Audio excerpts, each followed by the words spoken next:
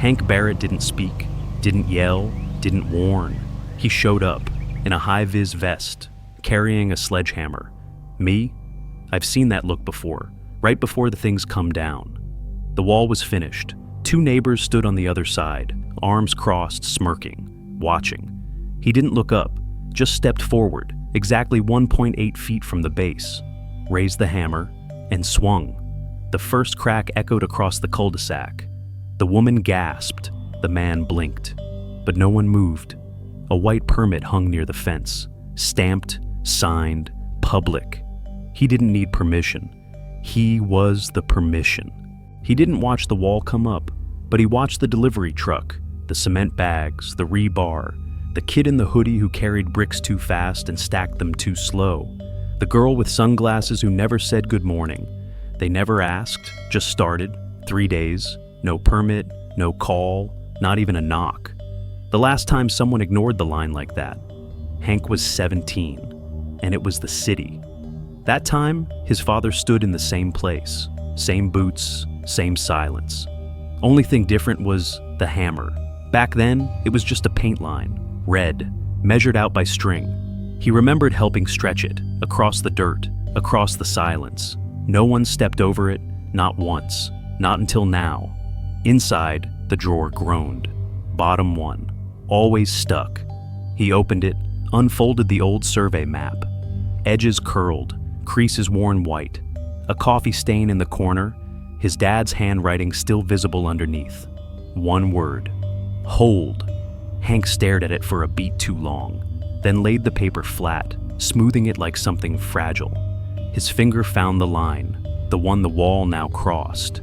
He didn't press, just rested there, like a weight. Behind him, a black and white photo hung on the wall. A younger man, wide stance, arms crossed, standing exactly where Hank stood that morning. 1984, same yard, same line. Hank glanced over once, didn't move, didn't smile. Outside, the sun kept rising, sharp, unbothered, casting the wall shadow long across his boots, like it belonged there, but it didn't. Not in this yard, not in this story, not on that line. The wall rose in 3 days. No notice, no plans filed with the HOA.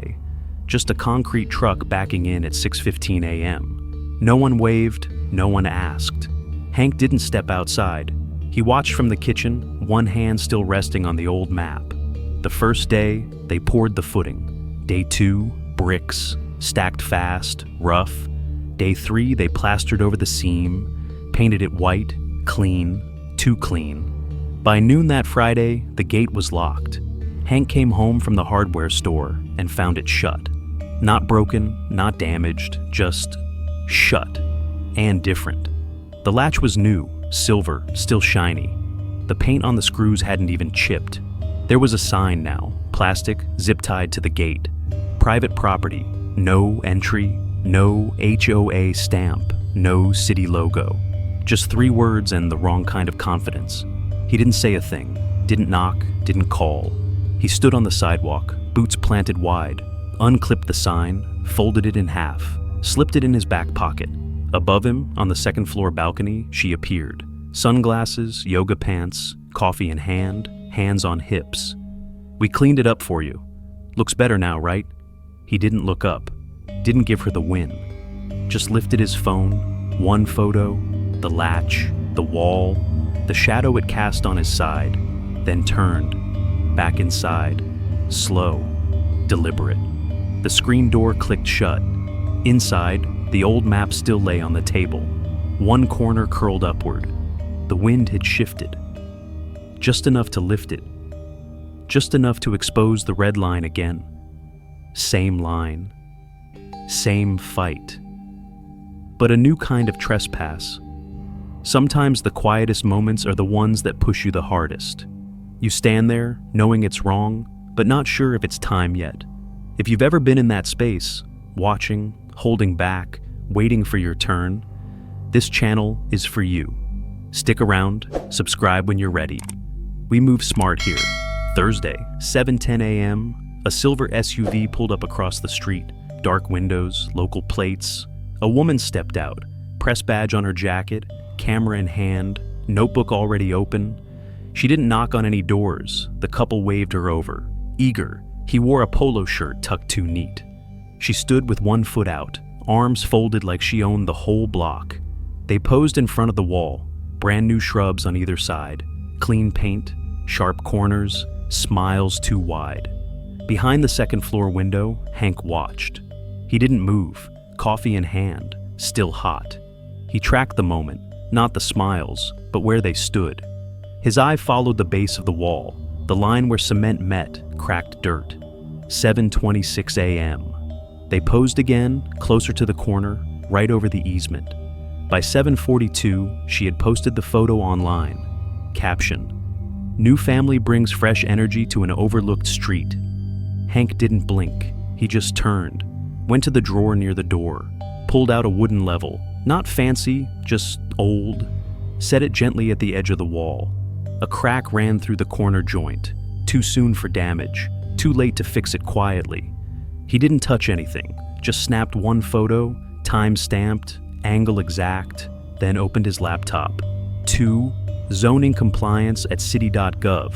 Subject encroachment photo, publication attached, attachment, screenshot of the article, and his photo. No words in the email body, just the files. By noon, the article was live on the local news site. Headline: "They're changing the neighborhood for the better." Hank folded the paper that arrived the next morning, set it aside. He didn't need to write anything down, didn't need to remind himself. He'd been waiting for them to say it out loud, waiting for them to show everyone, waiting for them to step far enough over that no apology could pull them back. And now they had. He reached for the envelope on the side table. Inside, copies of the land survey, signed easement rights, and a letter drafted months ago but never sent. He didn't send it now either, not yet. First, he let them enjoy the spotlight, let them wave, let them print the lie, because once it was public, once the story was theirs, it would be that much easier to break. Monday night, community center, 17 folding chairs, one table with cookies no one touched. The couple came in first, matching fleece vests. They greeted people like hosts, like this was their block, like they'd been here longer than 4 months. Hank showed up 3 minutes before the meeting started. No fanfare, just a rolled tube under one arm. He nodded to Mr. Marshall, took the seat farthest from the snacks. 3 people spoke before him: trash pickup, speeding, mailbox repair. Then Hank stood, cleared his throat once, unrolled the map. "I have a question," he said, held it there, calm, precise, the kind of quiet that dares you to interrupt. He pointed to the shaded section of the map, the red line from 1984, the blocky shape of the new wall clearly jutting across it. "I'd just like to know, who approved this?" Silence. 3 blinks, 1 cough, then her voice, sharp, too quick, too loud. "You don't have the right to question our yard. That's not your business." She stood, palms flat on the table. Her husband touched her arm, tried to pull her back. Too late, every eye was on her now. Across the room, Mr. Marshall shifted in his chair, folded his arms, then cleared his throat. "I've lived here 26 years, he said. "That strip used to be Hank's walkway. Always was. I'd bet money on it." No one spoke. Then 2 more heads turned toward Hank. Then 3. Hank didn't gloat, didn't nod. He just set the map down on the center table. Open, visible, there, plain as day. 1.8 feet of overreach. The woman sat back down, hard. Her husband stared at the map like it had betrayed him. Whispers started in the corner. Software curious. Hank didn't stay for the rest of the meeting. He didn't need to. He had what he came for, not a fight, not a win, a moment, witnessed, remembered, on record. 8:02 a.m. Hank stepped outside, high-vis vest, work gloves, steel-toe boots. He didn't look angry, he looked ready. The sledgehammer hit the wall once, a dull thud. The sound of something earned, crack lines formed, the concrete blinked. The front door across the yard burst open, shoes on pavement. Fast. The husband came running, waving a piece of paper. "You can't do this. We filed for temporary possession, just yesterday." Hank didn't turn, didn't speak. He just pointed to the white gate.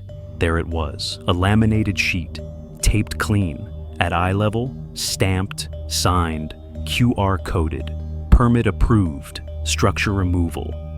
Authorized as of July 12th. The man stopped, read again.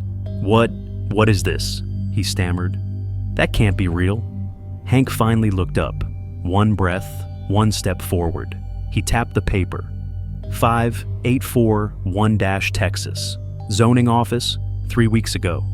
The woman joined him, took the paper from her husband's hand, held it next to the one on the gate.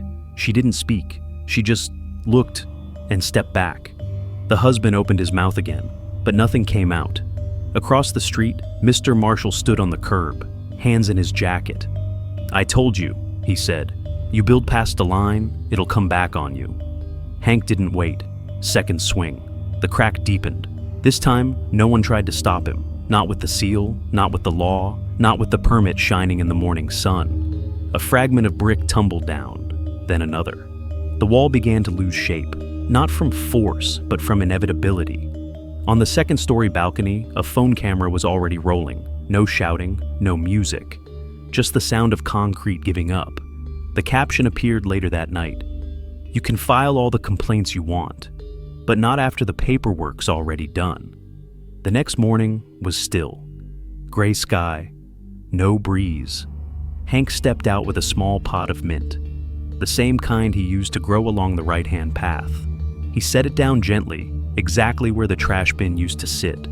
No rush, no sound, just a soft pat-pat of soil being pressed with his palm. Across the yard, behind a half-open window, she watched, the neighbor, her hand on the curtain, knuckles pale. She opened her mouth, but didn't speak. Hank didn't look up. He unscrewed the cap on a rusted green watering can, poured slow. The water soaked in. The wall was gone. Where it stood, a faint inscription had reemerged from the weathered concrete base, one that had been covered in paint for years. Established 1984. No one said when it was written, but now it was clear, and this time no one tried to cover it. Down the street, Mr. Marshall passed by. He slowed, looked at the words, then at Hank. One nod, then he walked on. Hank stayed a moment longer, looked down at the path, straightened a small piece of broken tile near the edge, stepped back. No smile, no sigh, just stillness. The kind of quiet that doesn't ask to be understood, but tells you everything anyway. Final line, voice cold, slow, lingering. Not everyone fights to win. Some just don't want anyone touching what they've kept too long. A line of bricks, half sunlit, half shadowed, not new, not old, just there, again, no ceremony, no applause. Only the quiet click of a gate closing, right where it always belonged. People passed, slower than usual. Some looked twice. No one spoke. There's a kind of justice that doesn't chase noise. It waits for time, for clarity, for the moment when silence becomes undeniable. Sometimes it looks like an old man sweeping dust off concrete, or a mint plant returned to its corner, or a line etched in stone that no one noticed until it came back. Some things don't need to be defended, they just need to be remembered, because not every war is loud, not every victory looks like one. Sometimes, what's most powerful is a man who never raised his voice, but still made everyone listen. And in the end, there are places, names, borders, meant to fade. But some are drawn so carefully, they don't need to be redrawn, only seen. The loud forget fast, but the quiet, they never forget.